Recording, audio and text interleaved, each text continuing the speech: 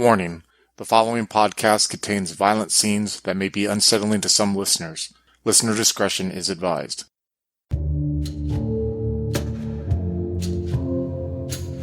The post-Civil War landscape of the American West offers escape and opportunities to many new immigrants who come to the country's shore.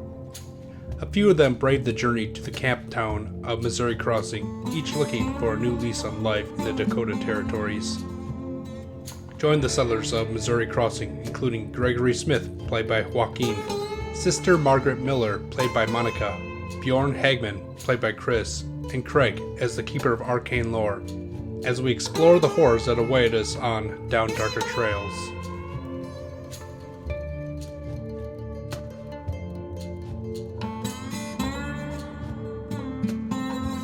The group of you are on the eastern bank of the Mississippi, watching as Bjorn is making his way towards the edge of the river.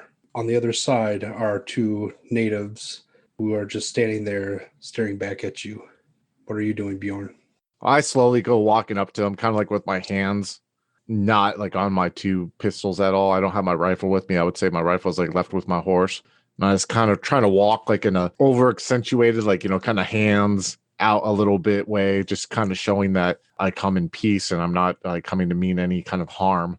Yeah, you see from across the river, because you still haven't crossed, that one of them turns and says something to the other. You can't hear it and probably wouldn't be able to understand it even if you could. But one of them makes a gesture and then they both look back at you again. How far away from them am I about right now? I want to say more than 100 meters, but less than 200. Oh, so quite a distance away. All right. So I'm going to keep walking up to where I can get into speaking range without having to yell, and I'm just gonna, while I go up there, be like, hello, with my hands kind of like I said, out. One of them looks over to the other and says something, and the second one pauses again and raises his arm to you, then puts it down. Looking at them, they appear to be, one has a bit longer hair, and the other one has a shaved head with a little bit. It's almost like a ponytail with it shaved all the way to the back, and you're recognizing now there's a red piece of cord with some decorative you think they might be feathers or something. They have some sort of you can't tell if it's leather or some sort of linen wrapped around them. But then the one who didn't raise his hand then kind of gestures down towards the north end of the river that you came from. I look in that direction. This is the direction that you just had ridden from. And you see that one of them starts picking up what someone earlier thought was a large rock. And they're kind of picking it up and they're rolling it along the edge of the bank. It can't be that heavy, but it's sort of circular, if you took a coconut and cut it in half or something. So you're saying there's two in front of me, then they motion down towards the bank of the river to where there's two other pushing a rock? No, there's just two of them. They just started they lifted up what you guys thought was a rock earlier and start rolling it northwards on the beach. Oh, okay. So the two that I was walking towards start doing that, you're saying. Okay, yes. I gotcha. And I look at them and I see what they're doing, and I'm like, and are they dressed like natives or are they dressed more like Europeans? You notice that they are wearing some sort of traditional outfit. You, again, can't tell if it's either leather or linen, but you notice that there's one of them has a red headband with feathers in it. Yeah, okay, yeah. Okay. Yeah, I know you mentioned that before, sorry. So I go up to them and I say, hello, do you speak English? You speak English, friend? They stop pushing the rock for a bit, and they keep gesturing down northwards a little bit. I look at them and I just kind of see that they're obviously not causing any harm to the camp or even coming up towards the camp. You know what I mean? They're doing something. So I go back towards where our camp is at. As you head back, you notice that eventually they get to a spot in the river, and they kind of push the rock over, and then they kind of get inside of it, It's like a And canoe, huh? yeah, it's like now that you're seeing what's going on and have a better view of it, you notice that they're actually in a very small boat, and they appear to be crossing the Mississippi just a bit more north than they were, and they are kind of like getting pushed southerly by the current as it takes them closer to you.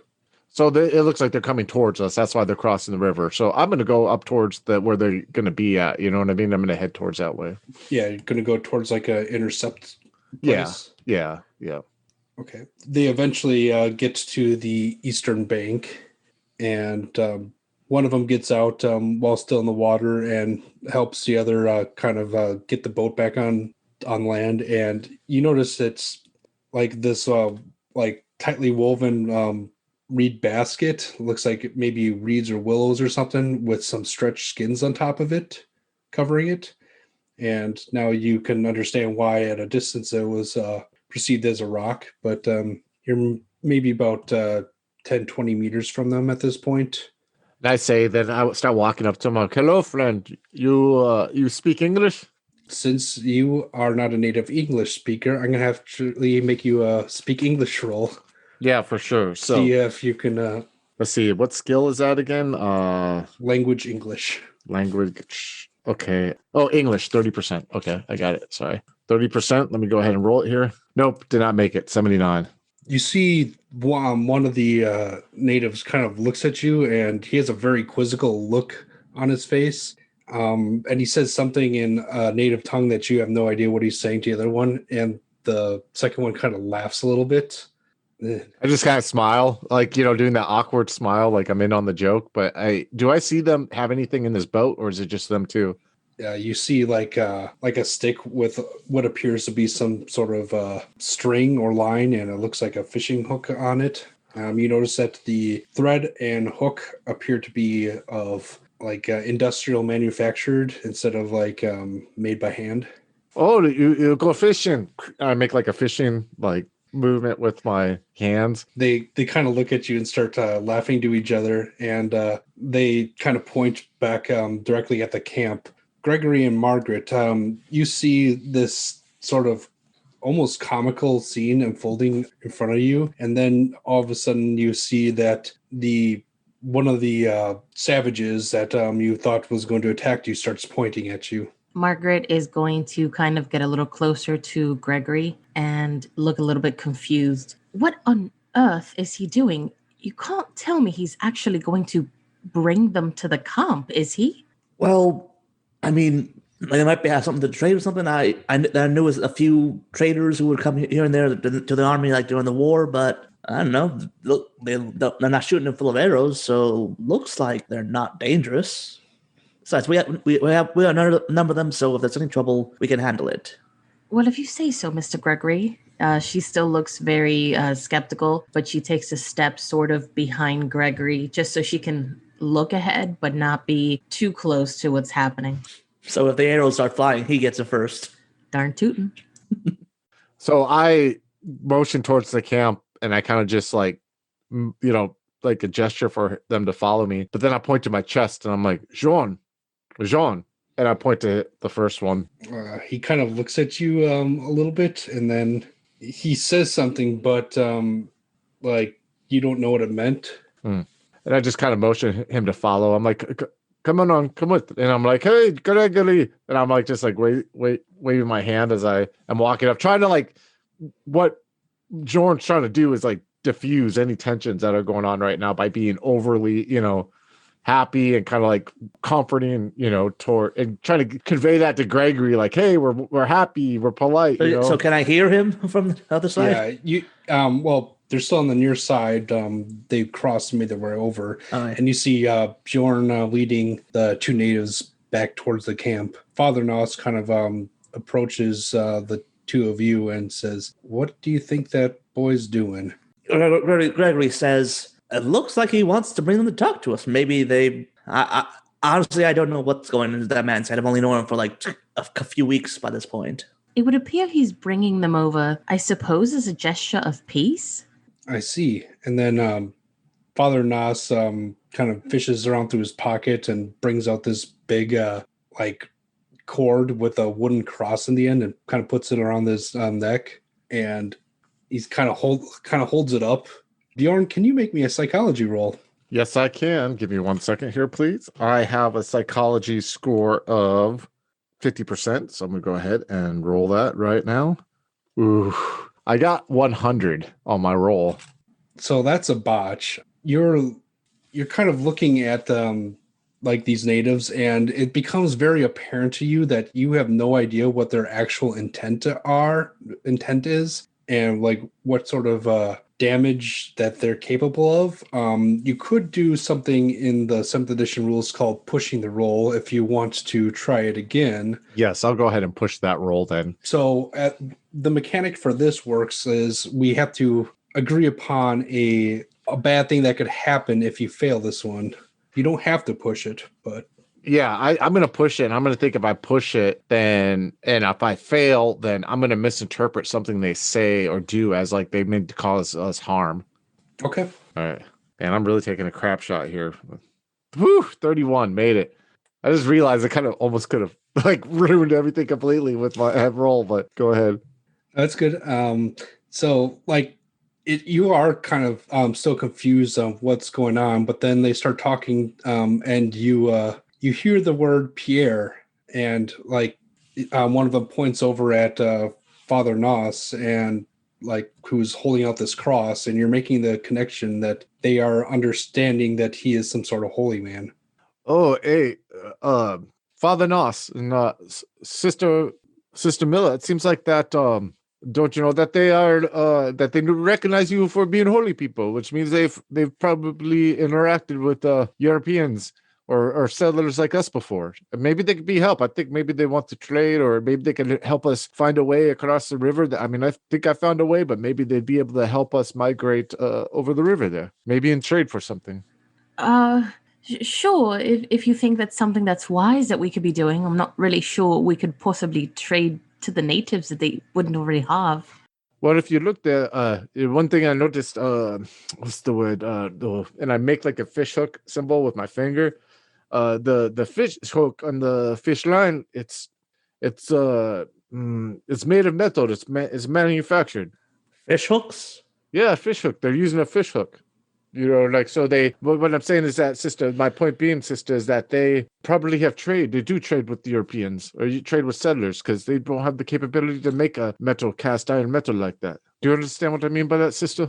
I understand. I'm just a bit worried that maybe they scalped the previous points of contact, and that's how they got those hooks. I think that maybe you're letting the Western tales get in your head a little bit, sister. Why would they come over, two of them on a boat, to a bunch of us like this? If anything, if they were to attack us, I think they would do it at night and stuff. Well, of course, I trust you, sir. I will just stay behind. Obviously, I don't have the communication skills that you do with the natives, so I'll watch on.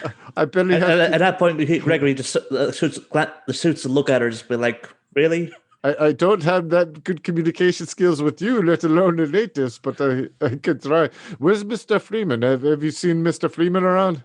Is he back yet? No, I think you're the only one who came back from looking around places so far. Oh, God. You might recall Russ Freeman went to get the herd settled when Bjorn went off to scout. But Gregory and Margaret, if you want, you can make me psychology to see if you can kind of understand the intentions that the natives are having, even though you don't share a common language. 73, I don't make it.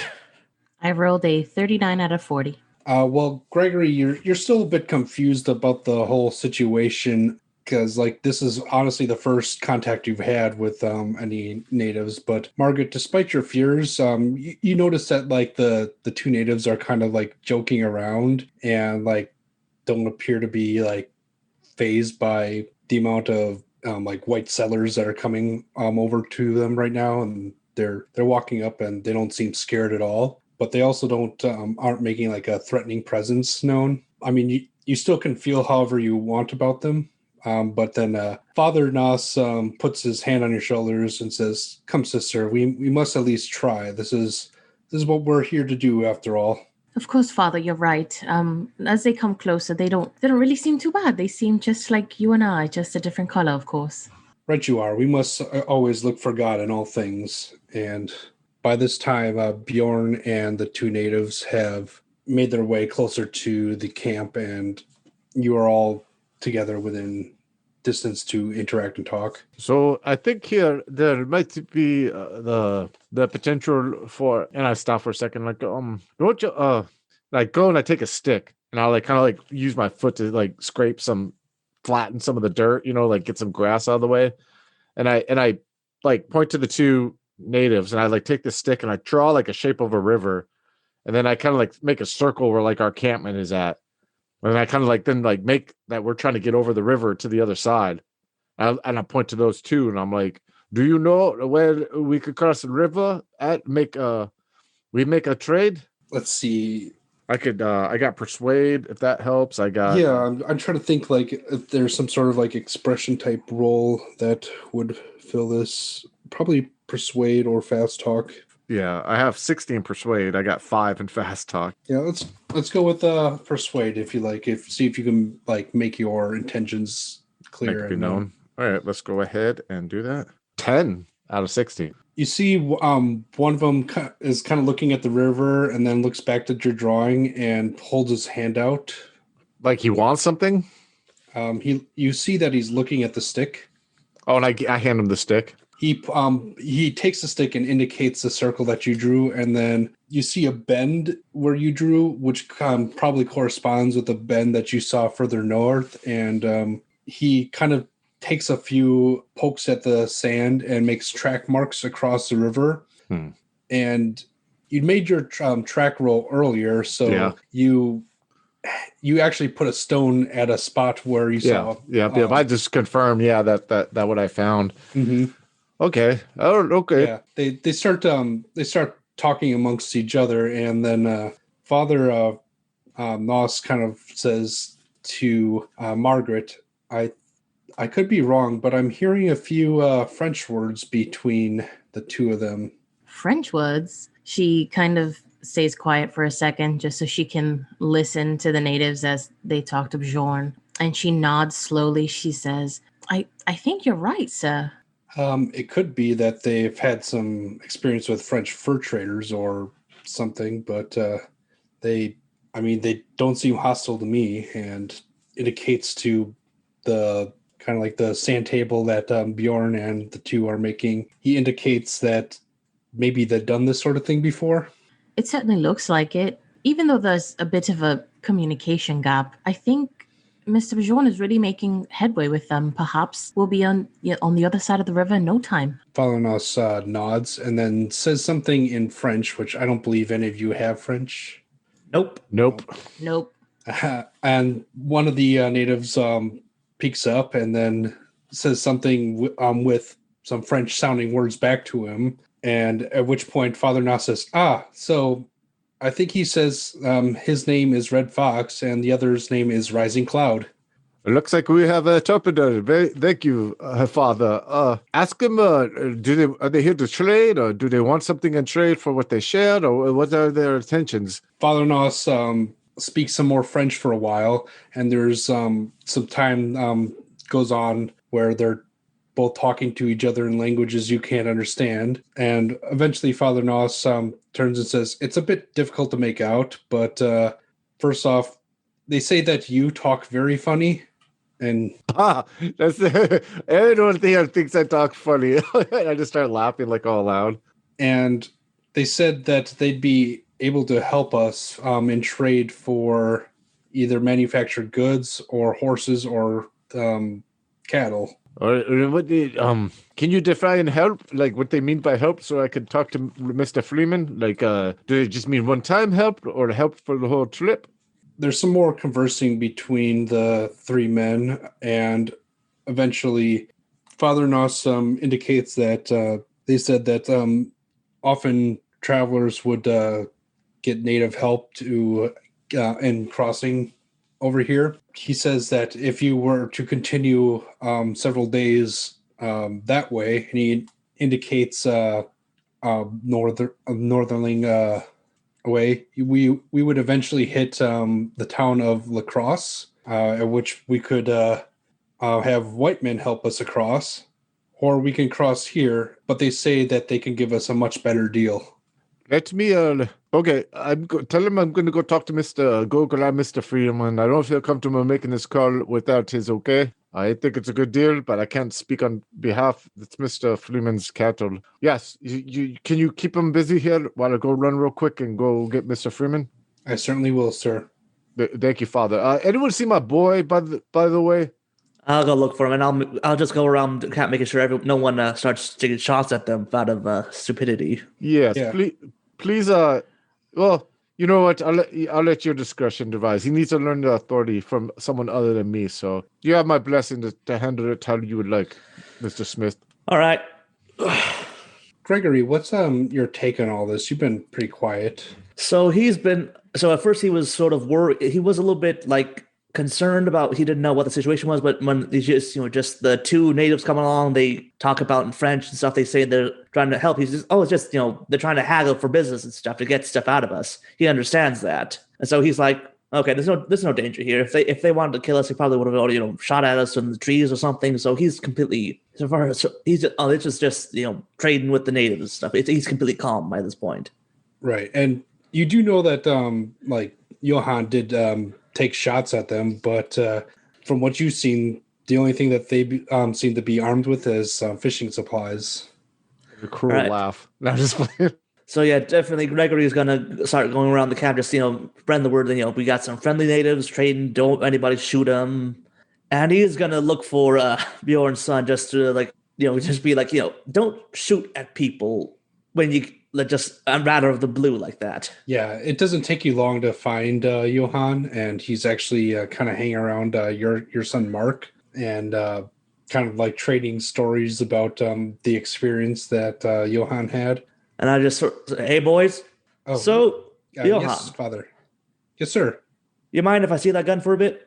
He looks, and then he pulls it out of his belt, checks it, opens it, closes it, and hands it to you handle first. I take it from him, and he's like, I see a little bit of a spark from when you shot it. So, Mark, listen up to it. This is going to be an important lesson for you too. So, those Indians you shot at? Well, I was just protecting...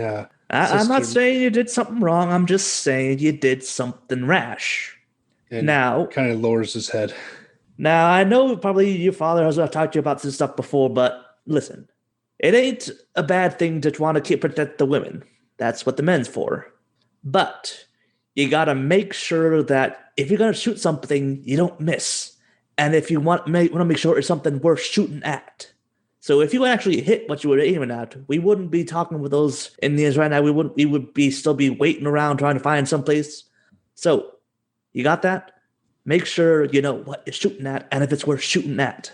Johan nods his head kind of solemnly, and you see your son is kind of like looking between you and him and trying to piece together what exactly is going on. I hand him back the gun. He takes it. All right.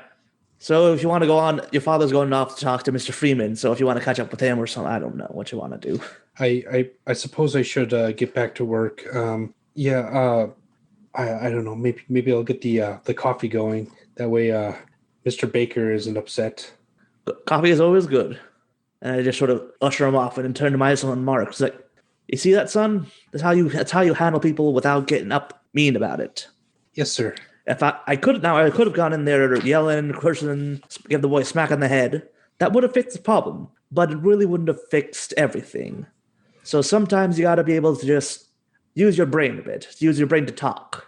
Yes, Father. You're very smart. In fact, and he kind of pulls out something from his pocket. Do you know what this is? And he's kind of showing you a rock. Okay. I'm gonna. What do I have to roll to see if I can identify what the rock is? Can you make me an archaeology roll?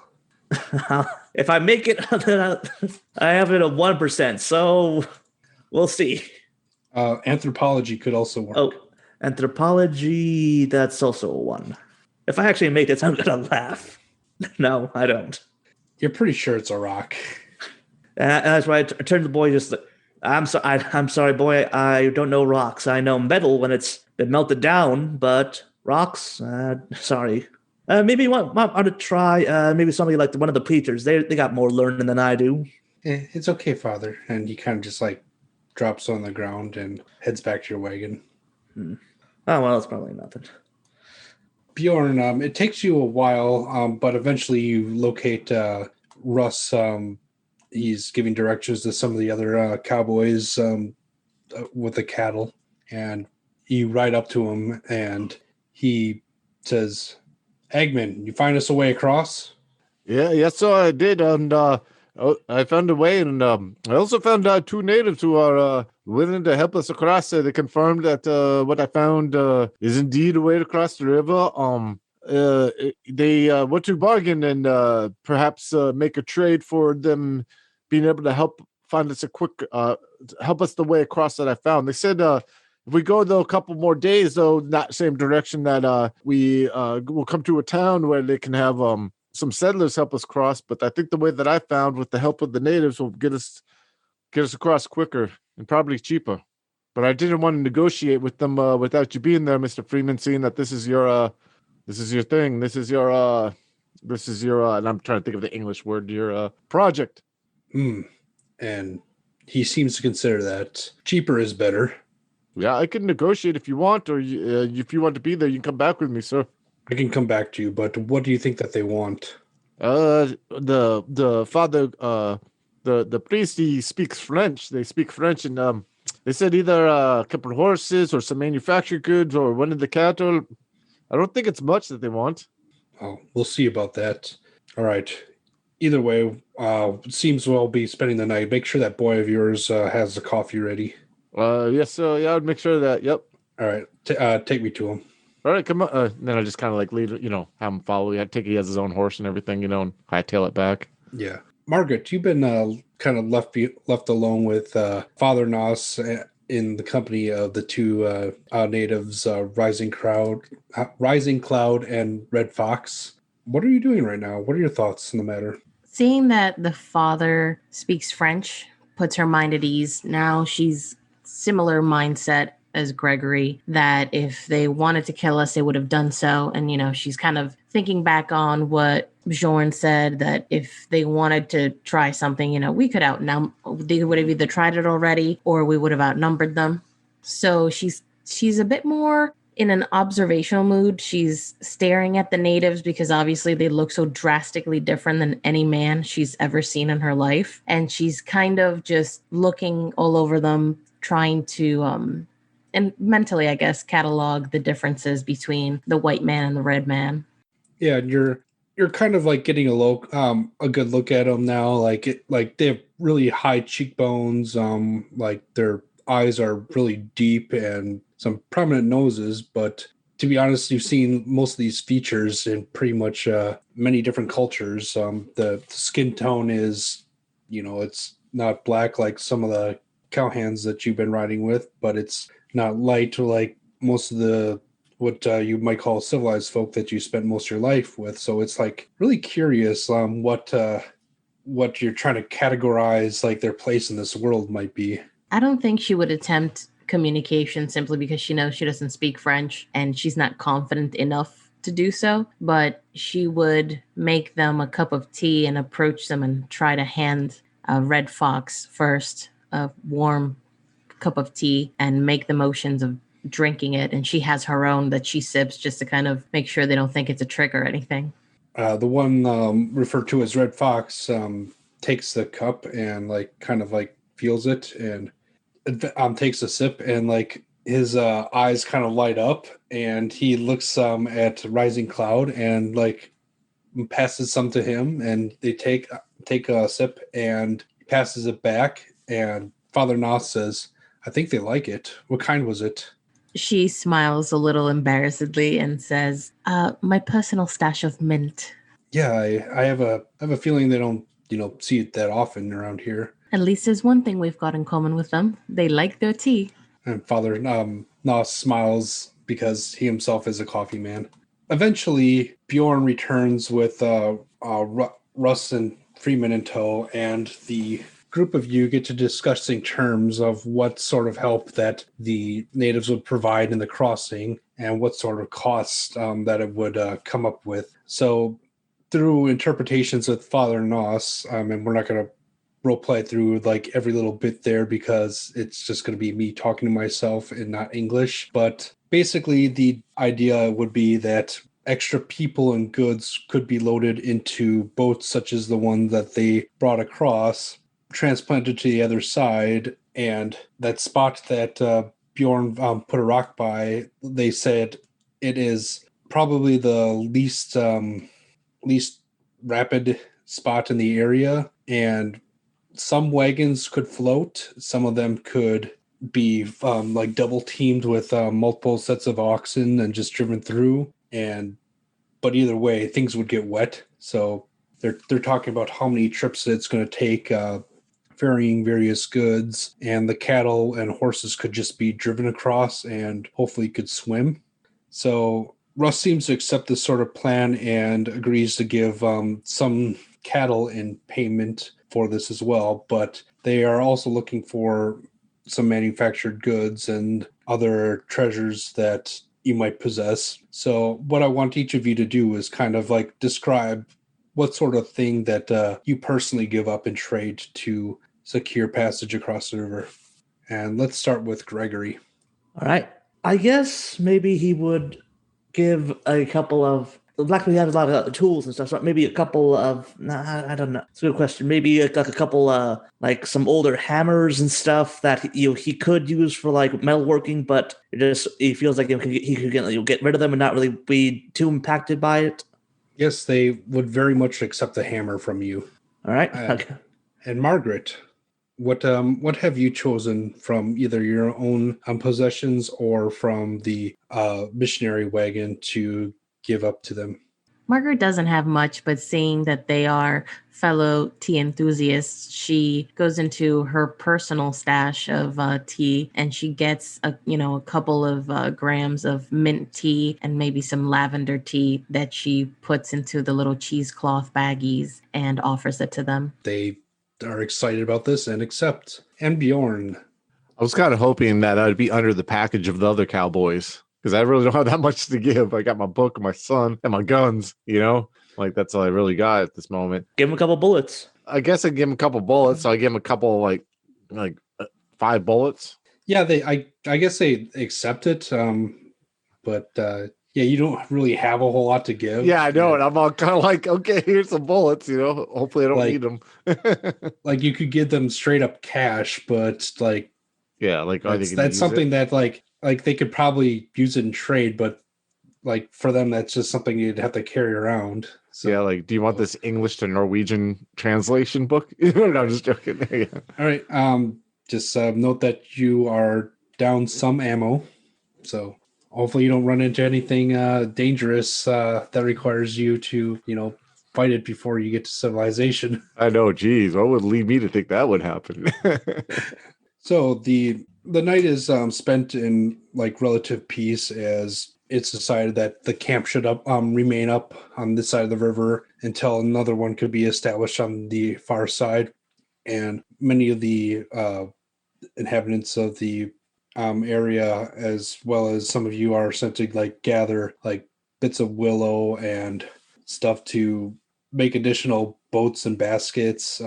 Gregory, your supply of wax canvas is put to good use, as a lot of the perishables are wrapped up into the canvas, and a bunch of boats are kind of lashed together and staged in the bank. And the plan is to make multiple trips off in the morning to ferry passengers and supplies over to the other side. So as the night winds down, is there anything that you wish to get up to, any of you, or any scenes you want to have? I was going to go have a talk with Sister Miller, kind of get the idea of what happened before I talk to my son. So I'm waiting to see, like, what does Sister Miller do at night? Like, what does she do? What does she usually do at night or at the camp? Like, hang around to the fire, I take it, or one of the fires? Yeah, she would keep the fires warm, make herself a nighttime cup of tea, and then just sit there quietly reflecting on the day before, she goes back to the caravan and does her nightly set of prayers. I walk up to her and I'm sit down next to her and I say, Sister Miller, I thought you were going to bring the word of Jesus Christ to the natives, not a new addiction to tea. It seems like you have other business ideas. Well, it would help if I knew some French, Mr. Hagman, but unfortunately, it's just English and just a smidge bit of Latin for me. It seems like you speak the language of business there, being afraid and then going and helping us gain our way ahead. I'd say you got a pretty bright future there and over there at the Missouri Crossing when we get there.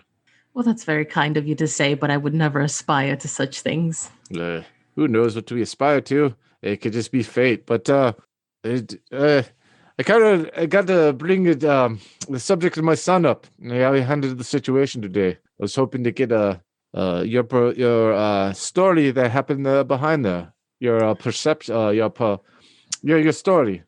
Okay. Well, you see, there's really not much to say. And she stops to think about it. She doesn't want to get the boy in trouble, but she also doesn't want to lie. So she's trying to choose her words very carefully.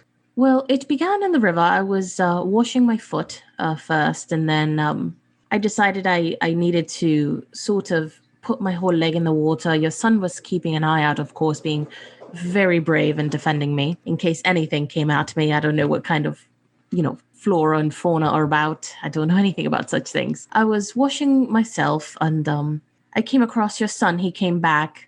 We had a brief exchange of words. And then that's when we noticed them. We noticed these two figures. We couldn't really make out what they were, but based on their mannerisms, they did not seem like educated folk. And they were carrying something large. We didn't know if it was a body or perhaps an animal that they had killed. Your son very bravely tried to defend me and fired his weapon. I suppose as a warning shot. I don't think he was meaning to injure. Stop. I'm like, you got good storytelling skills too. I see, Margaret Miller, Sister Miller.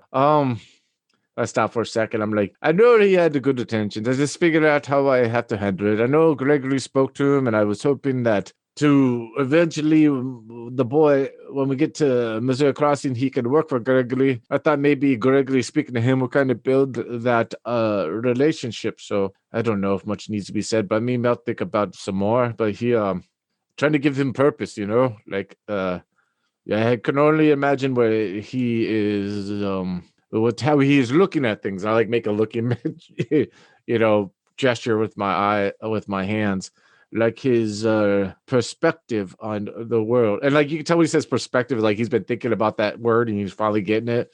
And what is going on with everything. Since the loss of his mother, I just don't know what is going on in that head of his. He doesn't speak that much to me on that kind of, about that kind of stuff. Mr. Hagman, I do hope I'm not intruding, but I do have a bit of a curiosity about your background.